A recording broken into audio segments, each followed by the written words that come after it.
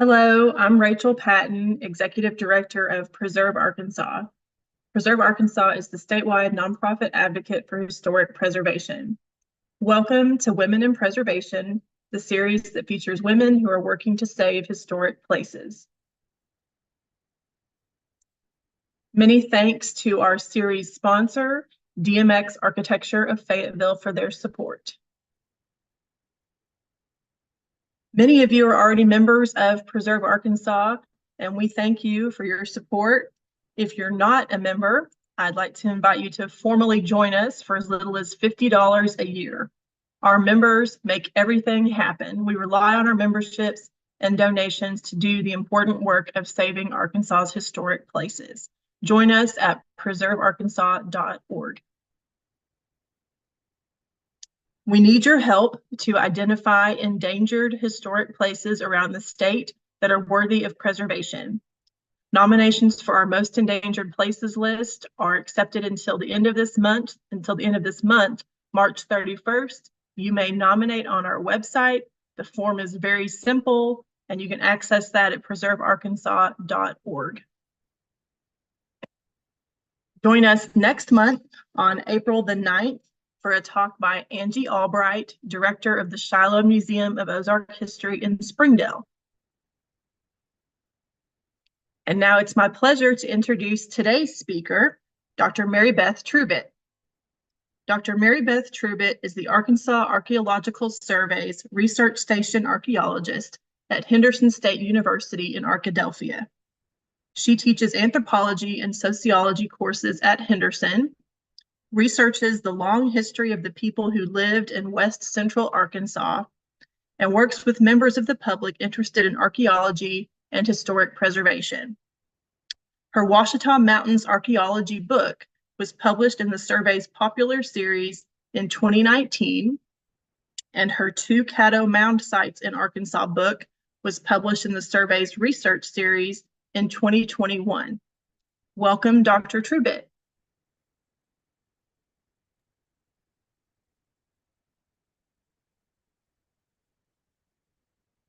Welcome. Hello. I can see you and hear you. You look good. I can hear you.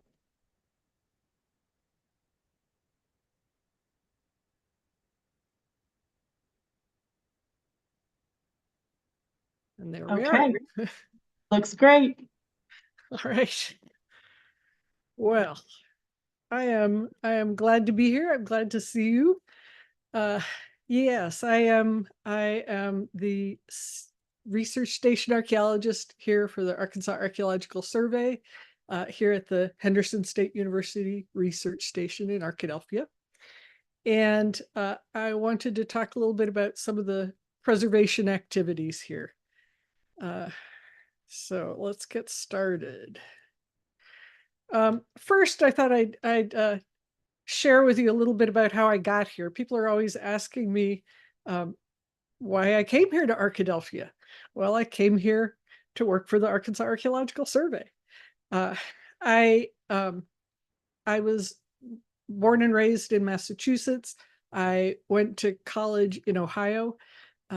During college, I took an archaeological field school course, and the field school was in Kansas. And one weekend we took a trip to Cahokia, which is a big multiple mound center near East St. Louis on the Illinois side of the Mississippi River.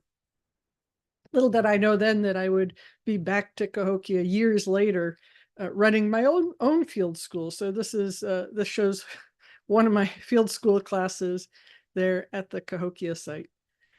I had my college degree was in sociology and anthropology. I went back after college. I worked for a number of years as an archaeologist in cultural resource management. Cultural resource management, CRM, is the field that has been established by historic preservation here in the U.S. In the 60s and 70s, with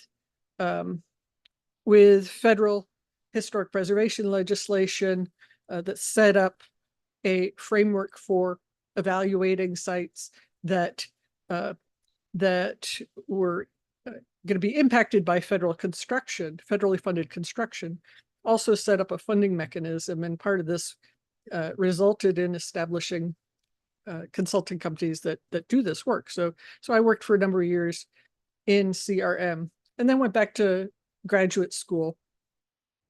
Went to Northwestern, got my master's, got my PhD.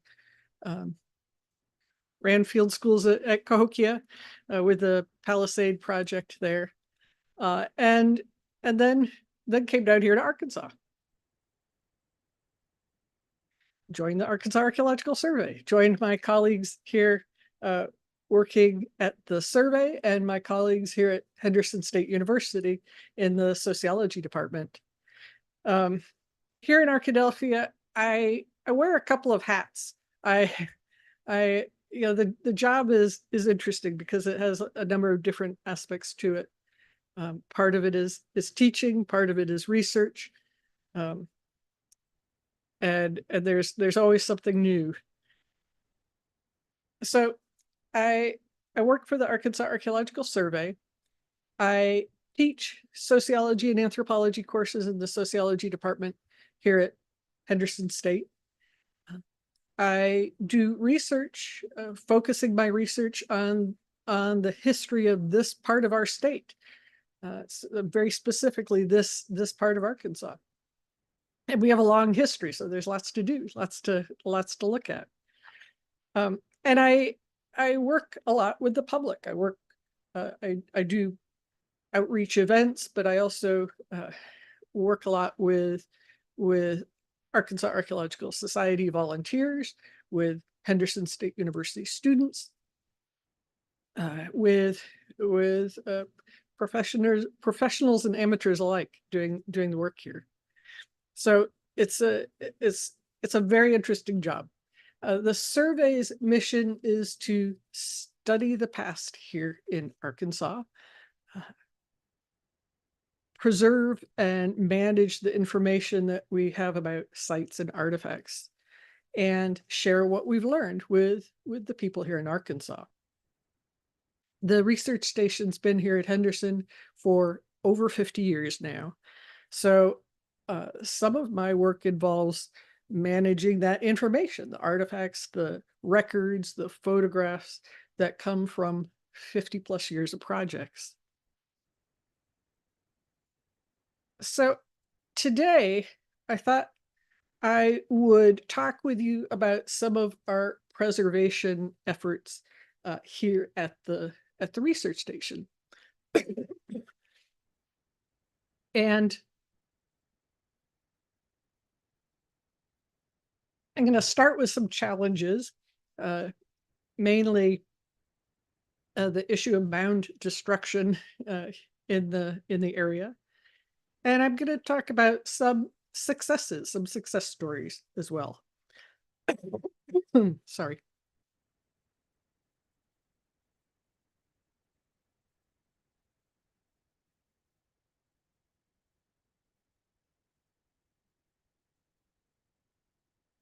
All right, so we're going to start off first with some challenges.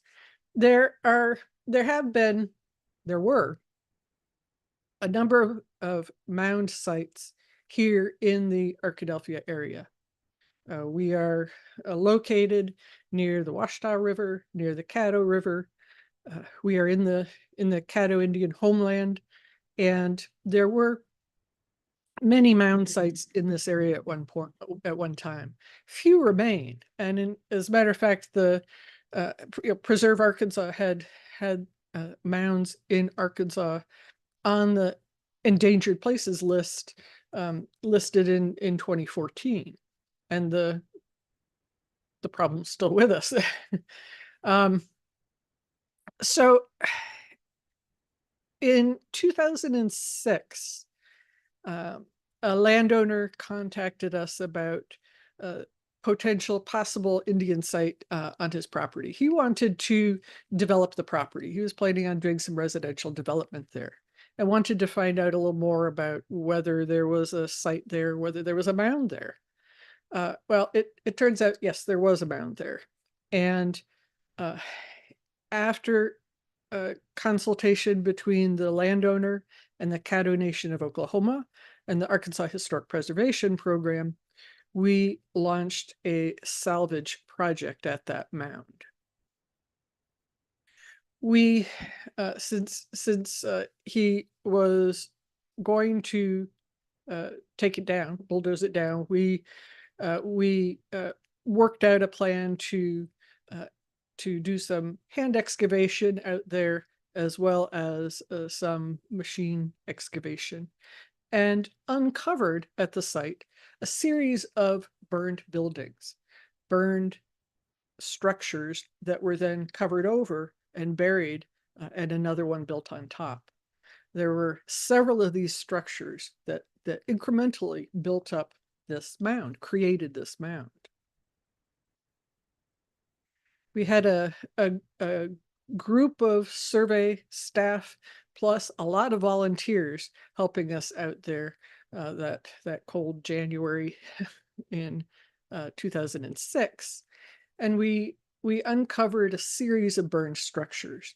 One up on above was a large circular structure. It had been burned, collapsed down and burned and covered over.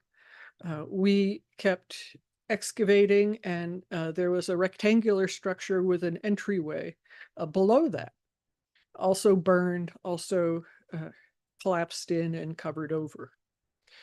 The buildings dated to the late 1300s, 1400s AD. Ancestors of the Caddo people lived here, built these.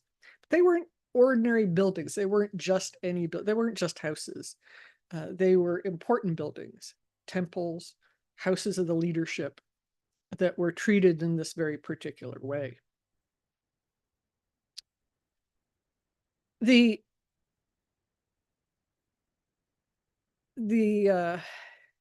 challenge, of course, was that the mound was leveled, was destroyed. And as it turns out, the landowner never did build the residential development. But in the process of doing the salvage excavations at the site, we learned some valuable information about mound building in this area, about mound construction, about mound use, timing and use, that was positive to come out of it. Now, this issue of mound destruction is not just in the past, it continues on into the present day. There are very few of these mounds left. They've been washed away by river flooding. They've been farmed and leveled for better field management. They've been bulldozed in the course of construction projects. There are a few of them left. There's another mound site on the Caddo River in this area that I'm concerned about. It's the property recently transferred hands.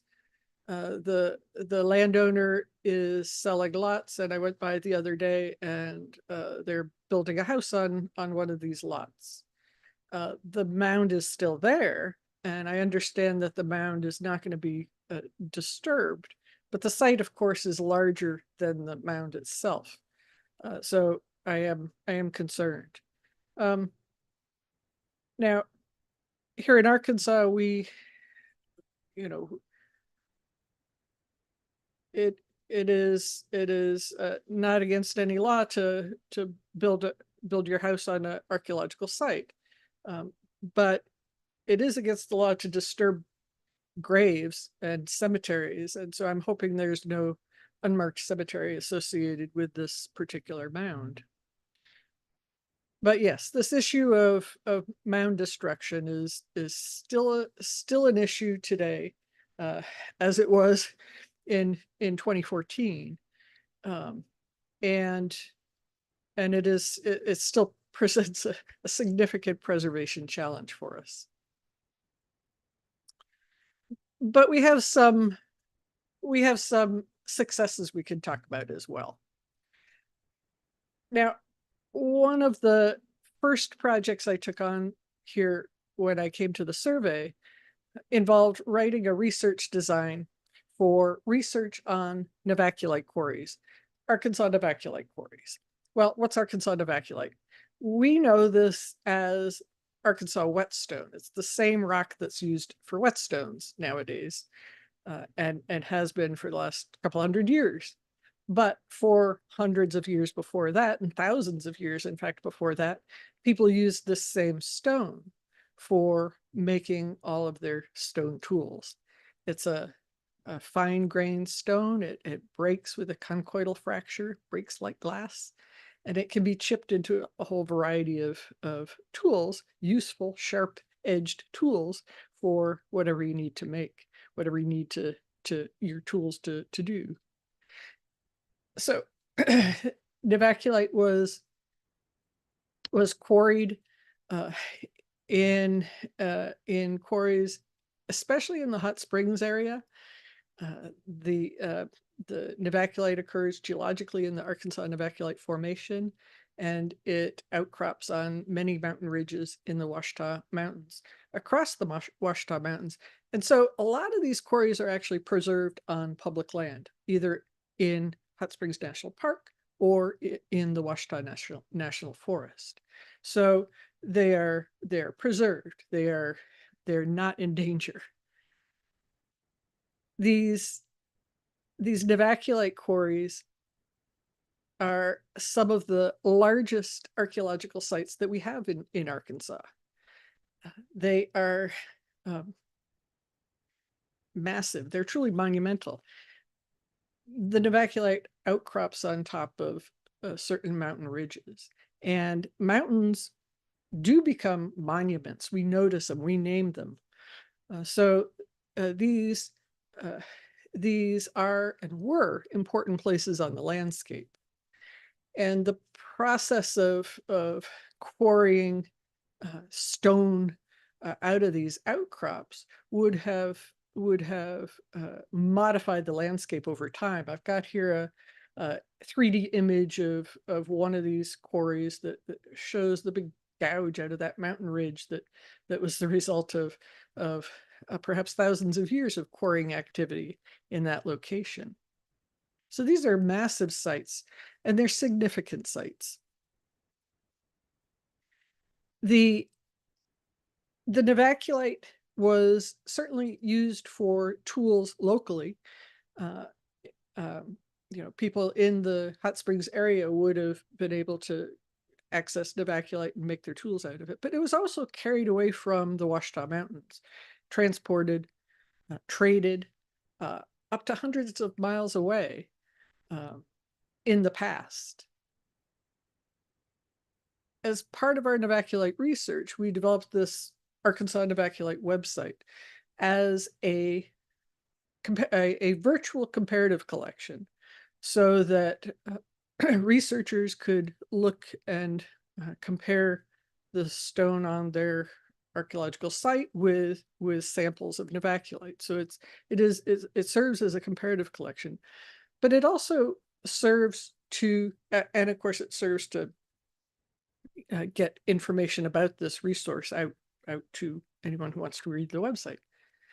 But through this website, we've also been trying to crowdsource information about the distribution of novaculite artifacts.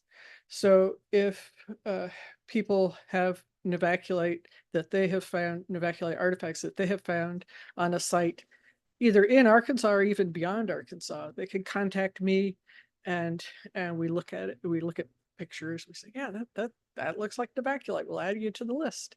We are tracking the extent of distribution of this resource beyond the source areas here in Arkansas, and have started to add in their information about timing, so we can get a sense of shifts through time in the distribution of novaculite. So why are these quarries significant? Well, we know about the role of the whetstone industry in early hot springs. It was one of the major industries in early hot springs in the 19th century. There's also the role these quarries play in the history of archaeology, the history of American archaeology, because of course William Henry Holmes, famous Smithsonian anthropologist, came here to Arkansas, visited some of these quarries as part of his work getting the anthropological exhibits ready for the World's Fair in 1893, the Chicago World's Fair in 1893. So he brought these quarries, Arkansas quarries, to the world's attention at that time.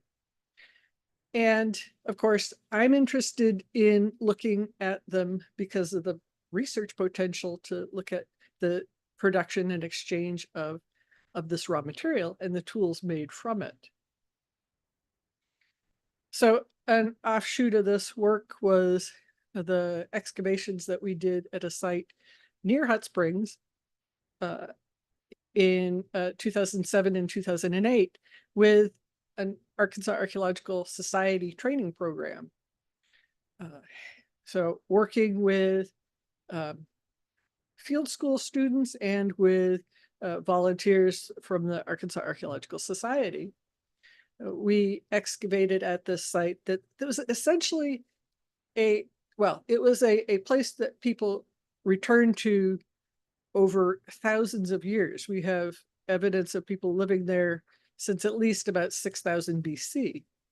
So it was a place people returned to, came back to, lived at for a long time.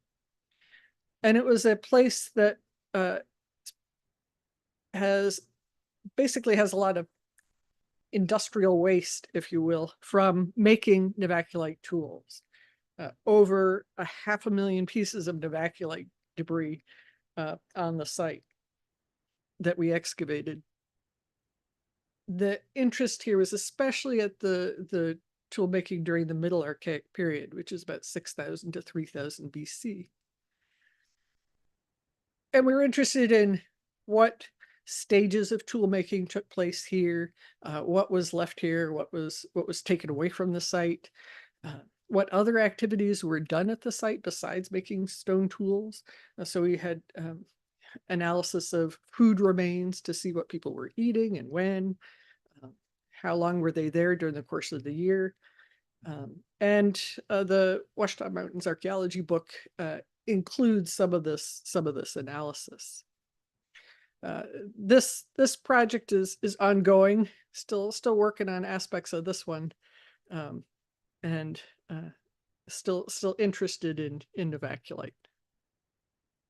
So next story I want to tell you about is the Caddo Center story.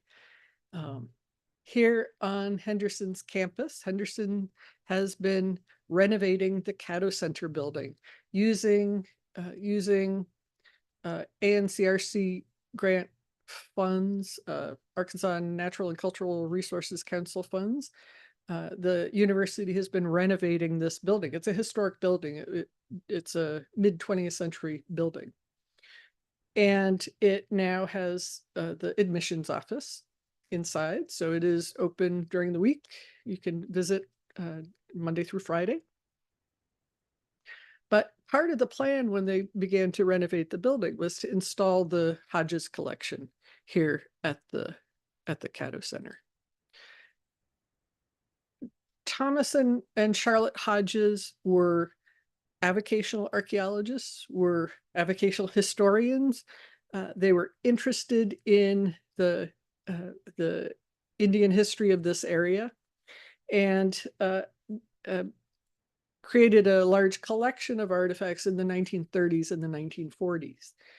Artifacts mainly from this area, Clark and Hot Spring County, mainly mainly artifacts of ancestral Caddo people. And it is a large site, a large collection. The Joint Educational Consortium acquired the collection in 1977. The Joint Educational Consortium is made up of Henderson State University and Ouachita Baptist University. So the two of them together acquired this collection. And it's been on campus here since 1977. My predecessor, Ann Early, did a lot of documentation of this collection. You see some of their key punch cards, which are now I keep as a historic artifact all by themselves. We've continued to do research on the collection and document the items in this large collection. Well, in 2019, I was directed by the administration to move the collection into the Caddo Center. And we decided to use as our model the University of Arkansas Museum collections in Fayetteville. So this is an open storage or an open curation model. Artifacts displayed in open on shelves, pots on shelves, artifacts on shelves. But we also wanted to develop some interpretation. So with a small grant, I was able to get my colleagues from Fayetteville to come down and do some 3D scanning of some of the artifacts. And we, with grants from the Arkansas Humanities Council and the Arkansas Archaeological Society, we began to develop some interpretation.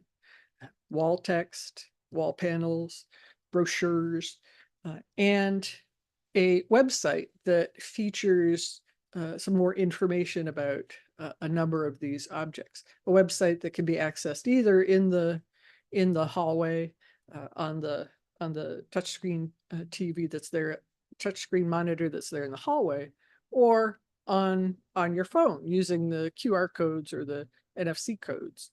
And of course, if you're at home, and in 2000 and 2001, we were, if you're at home and the building's closed, you can access it on your computer as well.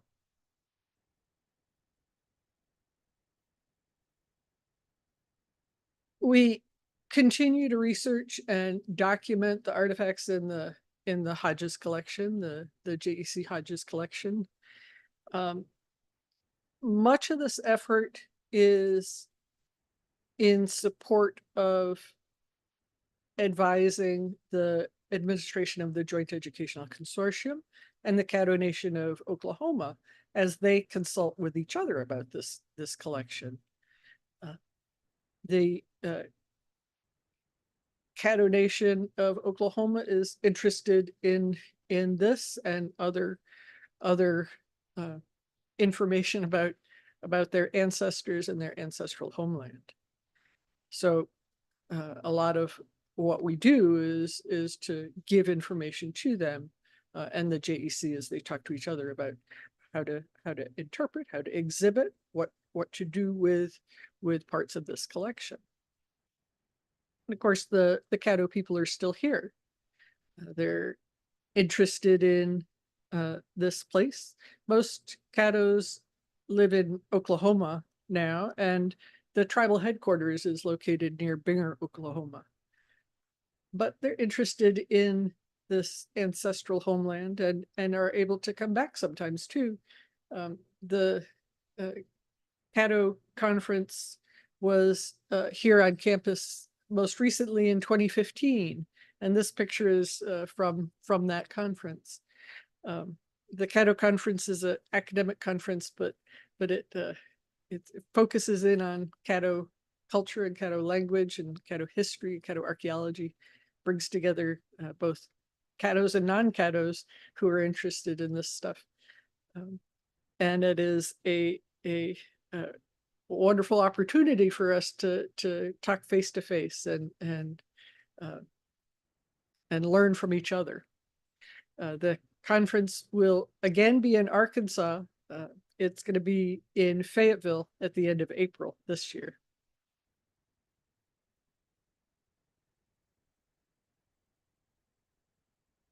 The the next story I'll talk about, we talked about Caddo mounds earlier. These are important places on the landscape. They are places that are still important to Caddo people. The Caddo people are the descendants of the folks who built these mounds. Here on the slide, I have a picture of a mound remnant, a mound site in Hot Spring County. And it is a mound remnant, but this is actually a story of preservation success. The mound was partially leveled in the 1970s. The farmer at the time was frustrated and wanted a more even surface to plow, and bulldoze part of it down. It originally would have stood about 6 meters high, about 20 feet high. So this is just the lower portion of what once was a major mound. We were contacted by a member of the family interested in the history of his farm. And in consultation with the farming family and with the Caddo Nation of Oklahoma, we began a research project at this mound site that was designed to not damage the mound, protect the mound from further damage. And in fact, we don't plan to do any excavation there at all. The work involved is all what we call remote sensing. So we're trying to learn as much as we can about this mound without impacting it at all. We started by mapping, doing a topographic map of the surface so we could see what the mound looked like now. And we laid out a grid. This is stakes set out every 20 meters in a grid pattern. My colleague, Jamie Lockhart, came down to work on the site with me. Jamie Lockhart is an expert in geophysical surveying techniques. And he has developed a protocol for using multiple geophysical surveying techniques over the surface of the ground in order to detect buried features below. So he, on several different occasions, came down and we did some geophysical surveying techniques. We did gradiometry surveying. We did GPR, ground penetrating radar, and we did electrical resistance. Covered the mound and the area around the mound with these different techniques. This is two images of his results from the gradiometry surveying. The image on top shows the map that he created. The image on the bottom shows the same map with some interpretations highlighted, patterns highlighted by him in color. So if you notice on the top, we have some dark splotches and lighter splotches.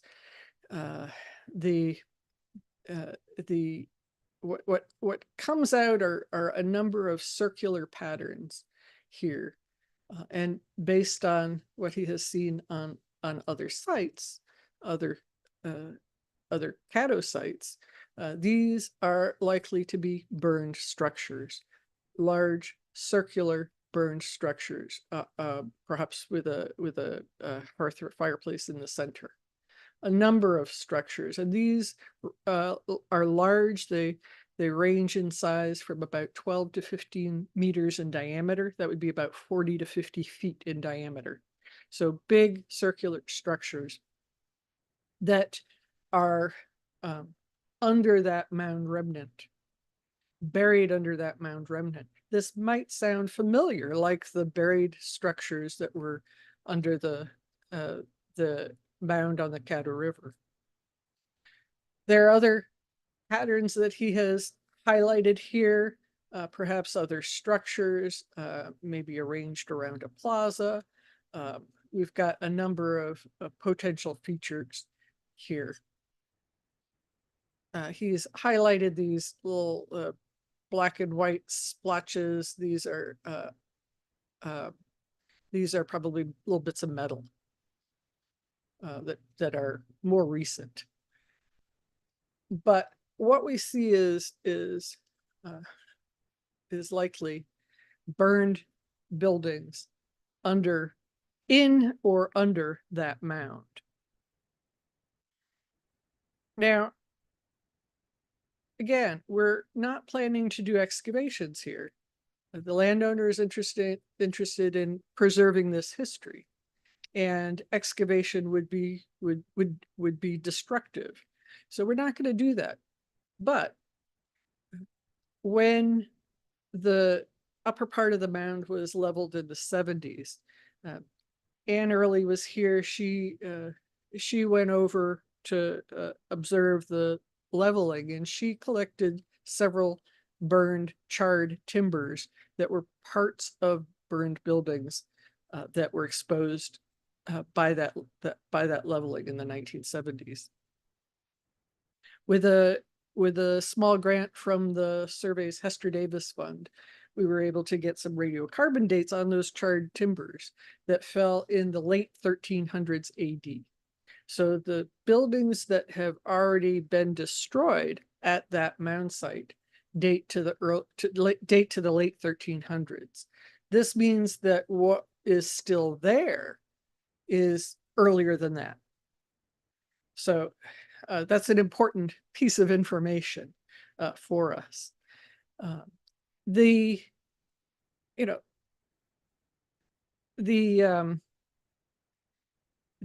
work has gotten some press. We had the reporter from the Malvern Daily Record out.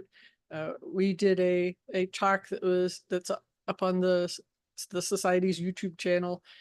We published an article on it. We're still working on the site. We'd like to expand our area of geophysical surveying and survey more of the site. But really working with landowners to protect sites like this, to learn about their history, is fulfilling. And it is nice to have a success story where we know that the site is not in danger, where this important place, this significant place, is going to be protected. We realize that the site is still part of an active farm, but having a landowner that recognizes its significance, that wants to preserve that history, wants to learn about that history, is fulfilling. So this particular project continues on. We'll be doing more work out there in the future. Well, I can't finish without letting you know that March is Arkansas Archaeology Month. We have many different activities going on all across the state this month, and the poster for this year's Archaeology Month features archaeogeophysical surveying and some of the work that Jamie Lockhart has done elsewhere in the state. He goes all over the state doing surveying projects, so he's really in demand because of what he can tell us with above ground work, what he can tell us about what's below the ground with his remote sensing techniques. So I have here the QR code that will take you to the Arkansas Archaeological Survey's webpage on Arkansas Archaeology Month, and you can find a copy of the brochure. There are a number of events going on. all across the state this month. I'll be talking in Fordyce at the Dallas County Museum on Friday. I think there's a lab day at Plum Bayou Mounds in Scott, Arkansas on Saturday morning. There is a archaeology dig at Historic Washington State Park coming up end of this weekend. Later on in the month, we have the Ouachita chapter will be doing some outreach at the Caddo Ridge Nap Inn at Lake DeGray.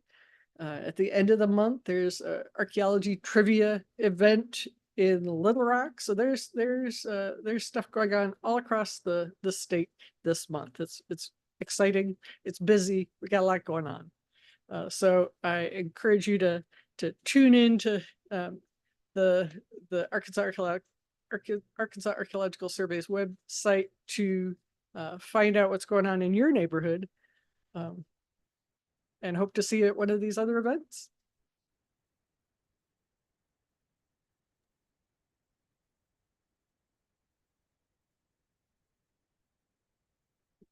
Thank you, Mary Beth. Very interesting. So that's what I got. You got good stuff.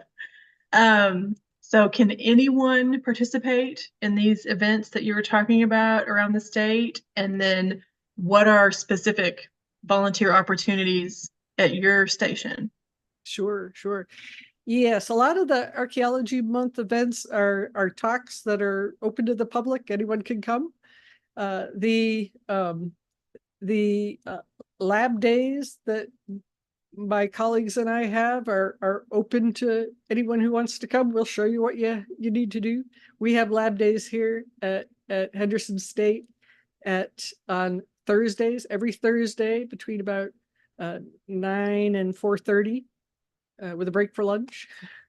And you are welcome to come and help out. We'll show you what you need to learn.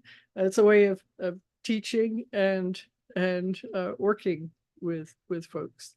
Like I say, we have over 50 years of projects that have been done here at the station, and we've been making a concerted effort to doing a new computerized inventory of these collections, artifact collections, over the last couple of years. So we are going through old boxes and seeing what's in there and getting folks to help us with that. Oh yeah, I know there's plenty of stuff to be processed and looked through. You have plenty of volunteers. Okay, you have a comment saying that was a great program. Thank you both for your hard work. Very nice. It's from Jamie Simmons. Okay, let's see. Oh, I wanted to ask you something else. So Arkansas doesn't have a tribal historic preservation office like many other states do, but we obviously have Native American sites all over the state. So can you talk a little bit about, you mentioned consulting with the Caddo Nation. Can you talk a little bit about how that works and who are the different tribes that we consult with as Arkansans? Sure. So we have a state historic preservation officer here in Arkansas. The tribal historic preservation officers are at the tribes. So we consult, for example, with the Caddo Nation of Oklahoma, and they have a tribal historic preservation officer there, who is the one who is the main point of contact for this sort of thing. We consult with the Quapaw, with the Osage, with the Tunica, and they will have tribal historic preservation officers. Some tribes have larger offices with a number of people on staff, and some are very small, and yeah, just one or two people trying to handle all of this material.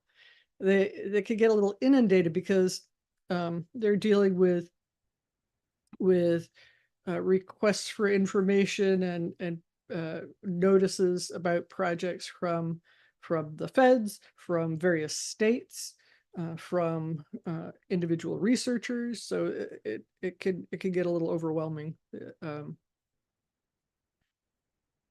But yeah, so the tribal historic preservation officers are at the tribes rather than here in Arkansas.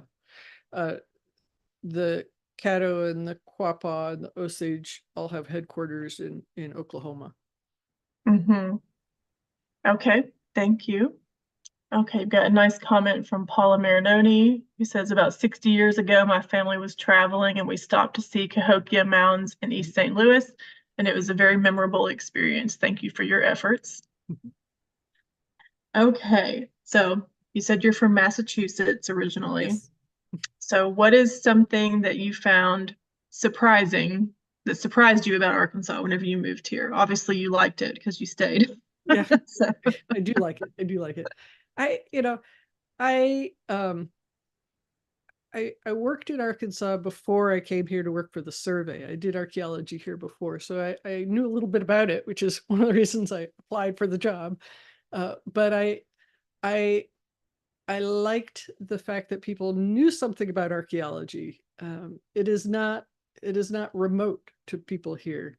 I don't get people asking me about dinosaurs. People know about some of the archaeological history that they have here because they see it in their yards and their gardens and their farm fields. It's present, and so people know about it here. And I really like that. And when I got the job, I have two kids. They are now grown and out of the house. But when I came down here, they were young, and I showed them on the map. I said, "This is going to be my research area, and so when I go off to do digs, I won't be but just an hour or two away. I'm not going to be going all the way to Cahokia."